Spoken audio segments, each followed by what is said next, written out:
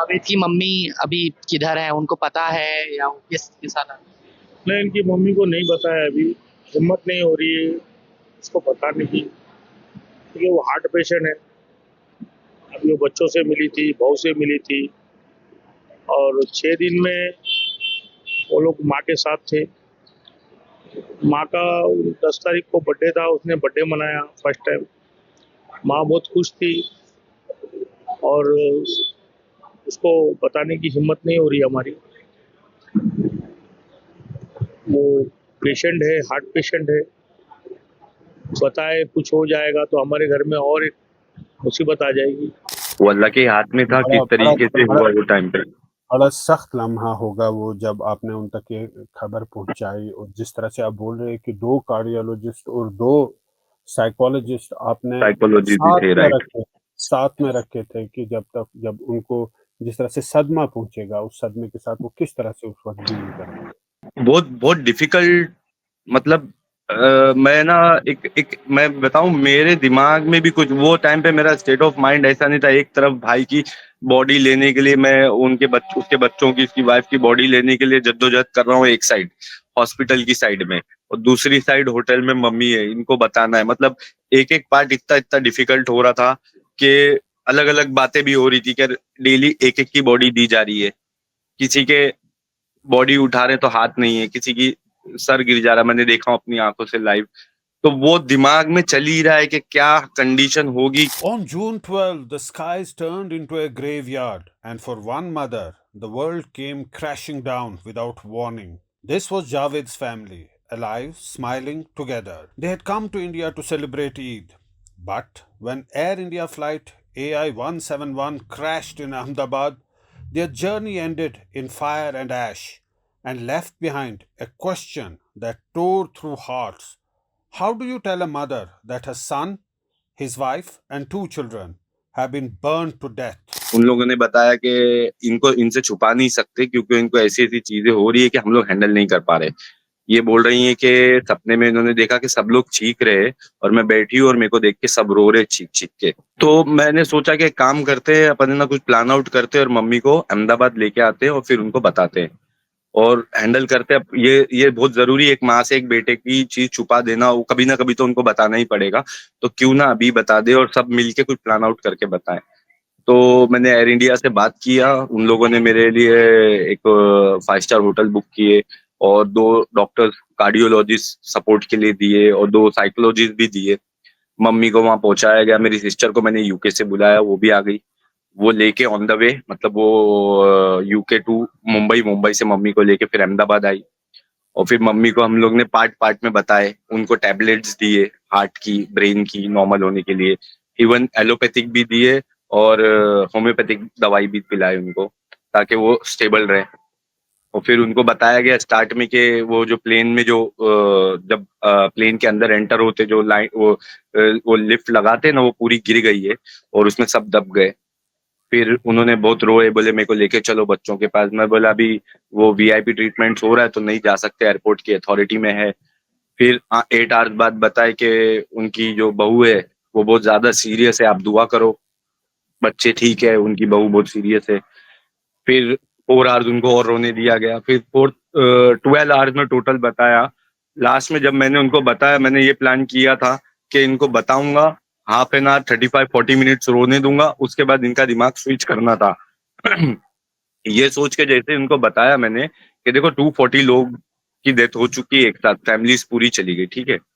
तो खाली उसमें खाली तुम्हारा बेटा नहीं था, लेकिन एक माँ तो फिर वो किसी का नहीं सोचती है, वो तो फिर अपने बेटे के लिए, अपनी फैमिली के लिए, उनका रोना चिल्लाना सब शुरू हो गया। तो मेरे फैमिली मेंबर्स बहुत सारे थे साथ में। 40 मिनट तक उनको रोने दिया। फिर मैंने उनको बोला देखो अभी मम्मी, अभी एकदम होश में आ जाओ, क्योंकि यूके की अथॉरिटी इतनी स्ट्रिक्ट है, अगर तुमको ये हालत में देखेंगे तो वो तुमको बॉडी भी नहीं देंगे, क्योंकि ह्यूमन राइट्स का मामला आ जाएगा कि आपको कुछ ना हो जाए। These memories are all that remain snapshots of joy, now relics of grief. Today, grief has turned into a fight for truth.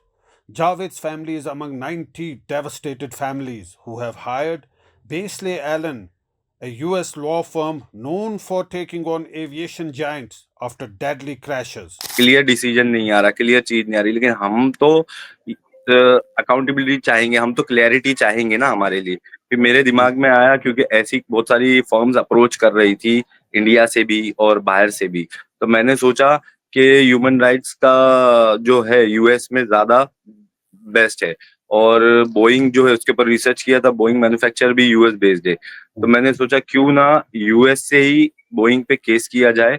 बैलन नेस्ले जो कंपनी है, वो फर्म है, उसके रिगार्डिंग मैंने रिसर्च किया, फिर उन लोगों ने अप्रोच किए, तो मैं उन लोगों के साथ ज्वाइंट हुआ, और इस मामले को इस तरीके से सोच के लिया मैं कि वो ये ज्यादा बेस्ट होगा ना कि इंडिया से करने के बजाय। जहाँ पे वो है वहीं से अगर मैं करूंगा तो ज्यादा बेस्ट होगा।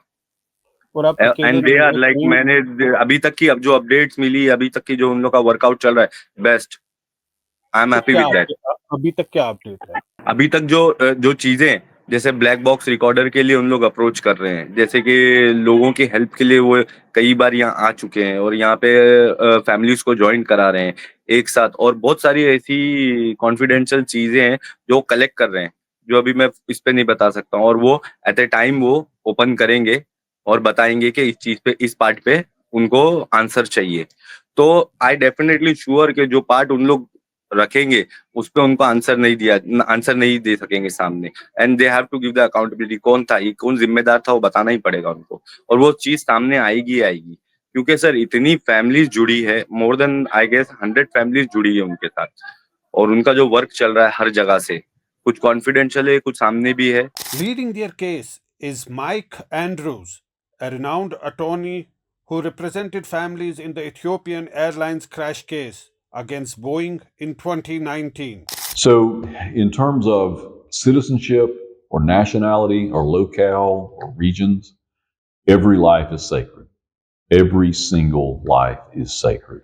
We know that there were no U.S. citizens on this flight, but that does not make this any less important. Aviation safety matters to each of us, whether we're on the plane or on the ground. We've seen that this incident affects people everywhere. In fact, individuals who came to the scene afterwards were traumatized just by what they saw and helping to deal with the aftermath. So it really is not a regional or cultural or even a nation. This is a situation in which every life matters. Issue that happened in the Ethiopian and Lion Airline crashes. Should we expect the same in this investigation? So in previous crashes, we've found that problems with onboard computer systems can cause erroneous or uncalled for computer inputs. It can cause uncommanded actions of the aircraft. Things can happen that the pilots did not call for, in certain circumstances don't anticipate, and certainly can't overcome. And so as a result of prior crashes, changes have been made, improvements have been made, and aviation safety has improved as we've gone forward. If it is determined that there is a problem with the 787, we need to know that.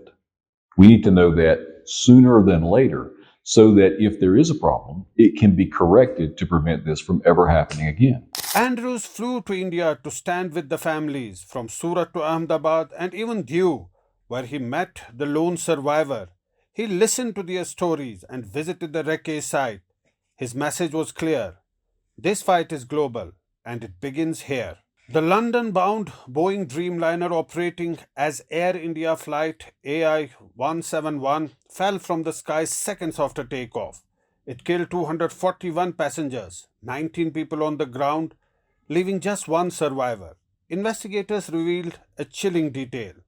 The plane's fuel supply switch, designed to stay locked, had moved from run to cut off. How? Why? These are the questions families demand. Air India has offered interim compensation of 25 lakh rupees for each victim's family and pledged to rebuild parts of the damaged medical college. But for those who lost everything, no check can rebuild what's gone. She sits alone now, 4 voices stolen by fire. For her and for every grieving family, this fight is no longer about compensation. It's about truth, accountability, and dignity for the dead. Zafar Iqbal for Mojo Story.